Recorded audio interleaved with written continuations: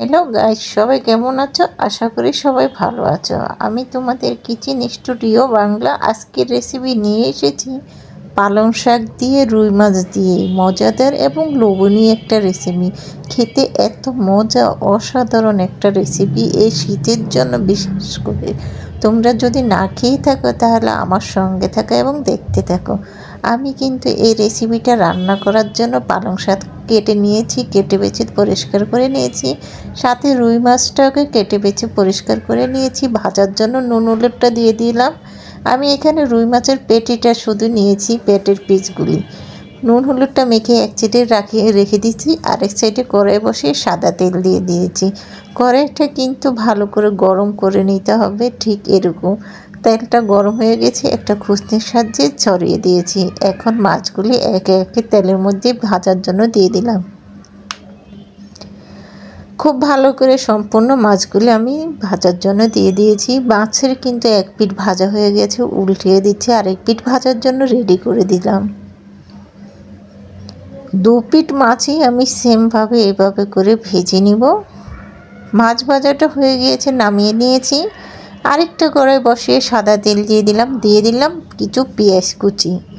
পেঁয়াজ কুচিটাকে নেড়ে ছেড়ে কিছুক্ষণ তেলের মধ্যে ভেজে নিব।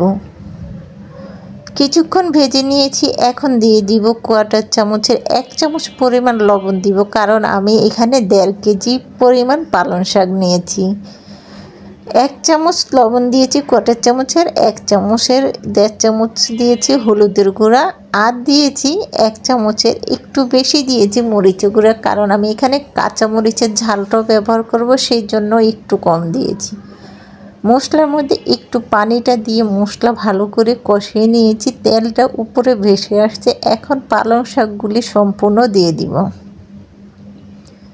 পালং শাকটা পানি শাক, কিন্তু এর মধ্যে রান্না করলে কোনো রকম পানি দেওয়া যাবে না। পানিটা কিন্তু শাকের থেকেই বের হবে। ওই শাকের পরিমাণে কিন্তু রান্নাটা সম্পূর্ণ হয়ে যাবে পানির পরিমাণে। শাকগুলি দিয়ে আলতো করে নেড়ে ছেড়ে মিশিয়ে নিচ্ছি। এইভাবে করে কিন্তু শাকটা আলতো করে নেড়েচেড়ে মিশিয়ে নিলে মশলাগুলি সম্পূর্ণ শাকের সাথে মিশে যাবে। আর আরেকটা টিপস তোমাদেরকে দিয়ে দিই, শাক রান্না করলে কখনো ঢেকে রান্না করবা না, তাহলে পালং শাকের যে পানির পরিমাণটা আরও দ্বিগুণ হয়ে যাবে, আর শাকের কালারটা পারফেক্ট থাকবে ঢাকনা ছাড়া রান্না করলে। দেখো শাকগুলি এখন অল্প হয়ে গিয়েছে। আলতো করে নেড়ে ছেড়ে কিছুক্ষণ মিশিয়ে দেওয়ার পর এখন দিয়ে দিব কয়েকটা কাঁচামরিচ কুচি। বেশ পরিমাণে কিন্তু পানিটা বের হয়েছে শাকের থেকে। আমি এখানে কোনো রকম পানি ইউজ করিনি। কাঁচামরিচ কুচিটা দিয়ে আলতো করে নেড়ে ছেড়ে একটু মিশিয়ে নিব। কাঁচামরিচ কুচিটা দিয়ে নেড়ে চেড়ে মিশিয়ে নিয়েছি। এখন ভেজে রাখা মাছগুলি দিয়ে দেব উপরে। রুই মাছের পিসগুলি উপরে দিয়ে দিলাম ভাজা। এখানে কিন্তু রুই মাছের পেটের পিসগুলি নিয়েছি, বড় একটা রুই মাছই ছিল তেলালা, সেজন্য পেটের পিসটা দিয়ে শাকটা রান্না করলে খেতে কিন্তু অসাধারণ একটা মজার একটা রেসিপি হয়। খেতে খুবই ভালো লাগে। তোমরা চাইলে যে কোনো মাছ দিয়ে রান্না করে এভাবে খেতে পারো। মাছগুলি দিয়ে আলতো করে নেড়ে চেড়ে মিশিয়ে নিয়েছি। বলকটা খুব ভালো চলে আসছে। পালং শাক কিন্তু এভাবে রান্না করলে খুব একটা সময় নেয় না, ঝটপট করে তোমরা কিন্তু পালং শাকটা এভাবে রান্না করে খেতে পারো। রান্নাটা পরে হয়ে গিয়েছে। এখন আমি দিয়ে দিলাম কোয়াটার চামচের 1/2 চামচ ভাজা জিরার গুঁড়া। জিরার গুঁড়াটা কিন্তু স্বাদ ফ্লেভার দুইটিই আনবে, খেতে অসাধারণ লাগবে। জিরার গুঁড়াটা দিয়ে একটু আলতো করে আবারও নেড়ে ছেড়ে মিশিয়ে নিলাম। রান্নাটা হয়ে গিয়েছে, চুলাটা অফ করে দিয়েছি। চুলা থেকে তরকারিটাকে এখনই নামিয়ে নিব।